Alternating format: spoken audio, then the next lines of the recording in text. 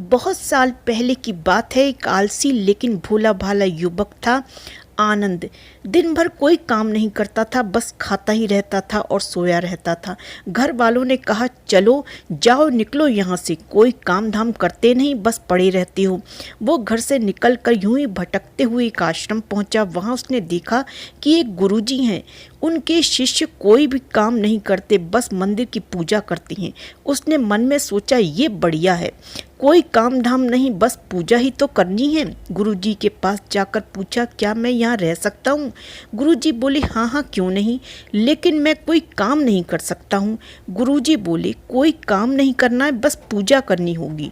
आनंद बोला, ठीक है, वो तो मैं कर लूँगा। अब आनंद महाराज आश्रम में रहने लगे। ना कोई काम धाम, बस सारा दिन खाते ही रहो और प्रभु भक्ति में के भजन गाते रहो। महीना भर हो गया। फिर एक दिन आई एकादशी। उसने रसोई में जाकर देखा, खाने की कोई तैयारी नहीं। उसने गुरुजी से पूछा, आज खाना नहीं बनेगा क्या? गुरुजी ने कहा, नहीं, आज तो एकादशी है, तुम्हारा भी उपवास है। उसने कहा, नहीं, अगर हमने उपवास कर लिया तो कल का दिन ही नहीं देख पाएंगे। हम नहीं कर सकते उपवास, हमें तो भूख लगती है। आपने पहले क्यों नहीं बताया? गुरुजी ने कहा, ठीक है, तुम ना करो उपवास, पर खाना भी तुम्हारे लिए कोई नहीं बनाएगा, तुम खुद बना लो। मरता क्या ना करता।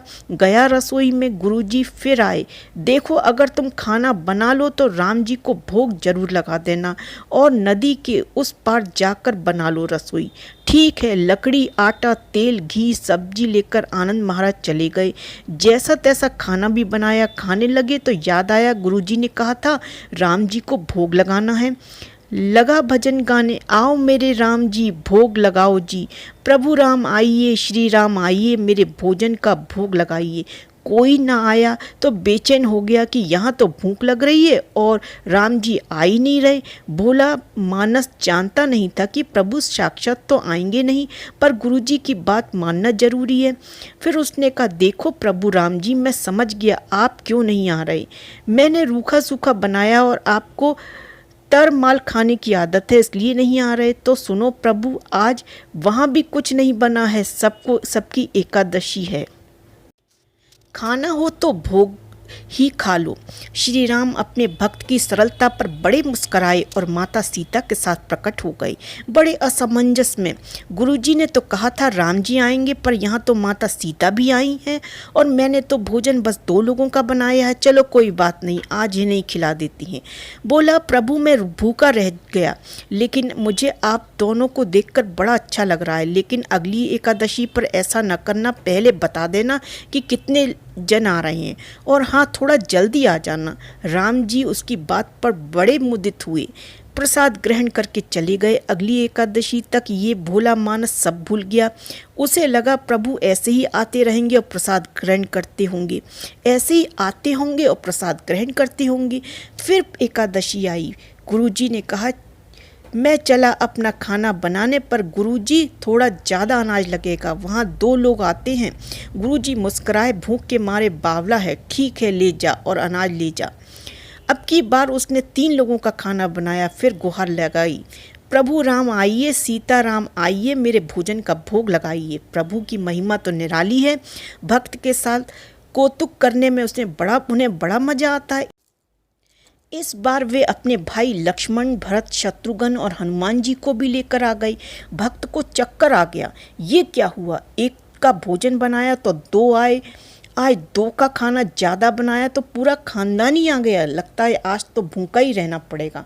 सबको भोजन लगाया और बैठे बैठे देखता रहा। अनजाने में ही उसकी भी एकादशी हो गई। फिर अगली एकादशी आने से पहले गुरुजी से कहा, गुरुजी, ये आपके प्रभु राम जी अकेले क्यों नहीं आते? हर बार कितने सारे लोग ले आते हैं, इस बार अनाज ज़्यादा देना। गुरुजी को लगा कहीं ये अनाज बेचता तो नहीं है, देखना पड़ेगा जाकर। भंडार में कहा, इसे जितना अनाज चाहिए दे दो, और छुपकर इसे देखने चल पड़े। इस बार आनंद ने सोचा, खाना पहले नहीं बनाऊंगा, पता नहीं कितने लोग आ जाएं, पहले बुला लेता हूँ फिर बनाता हूँ। फिर उसने टेर लगाई, प्रभु राम जी श्री राम जी आइए, मेरे भोजन का भोग लगाइए। सारा राम दरबार मौजूद। इस बार तो हनुमान जी भी साथ आए, लेकिन ये क्या, प्रसाद तो तैयार ही नहीं। भक्त ठहरा भोला भाला, बोला प्रभु इस बार मैंने खाना नहीं बनाया। प्रभु ने पूछा क्यों? बोला मुझे तो मिलेगा नहीं, फिर क्या फ़ायदा बनाने का, आप ही बना लो और खुद ही खा लो। राम जी मुस्कुराए, सीता माता भी गदगद हो गईं उसके मासूम जवाब से। लक्ष्मण जी बोले क्या करें प्रभु? प्रभु बोले भक्त की इच्छा है तो पूरी करनी पड़ेगी, चलो लग जाओ काम से। लक्ष्मण जी ने लकड़ी उठाई, माता सीता आटा सानने लगी। भक्त एक तरफ बैठकर देखता रहा।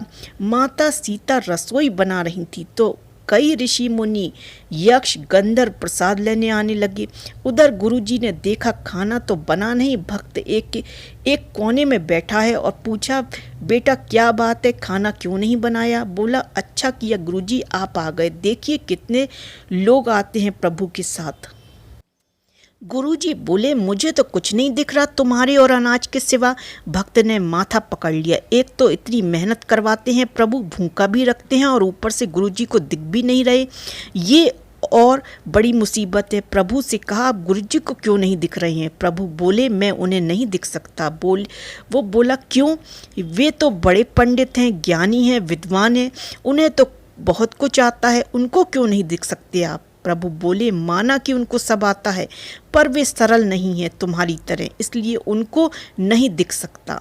आनंद ने गुरुजी से कहा गुरुजी प्रभु कह रहे हैं आप सरल नहीं हैं, इसलिए आपको नहीं दिखेंगे। गुरुजी रोने लगे, वाकई मैंने सब कुछ पाया पर सरलता नहीं पा सका तुम्हारी तरह, और प्रभु तो मन की सरलता से ही मिलते हैं। प्रभु प्रकट हो गए और गुरुजी को भी दर्शन दिए। इस तरह एक भक्त के कहने पर प्रभु ने रसोई भी बना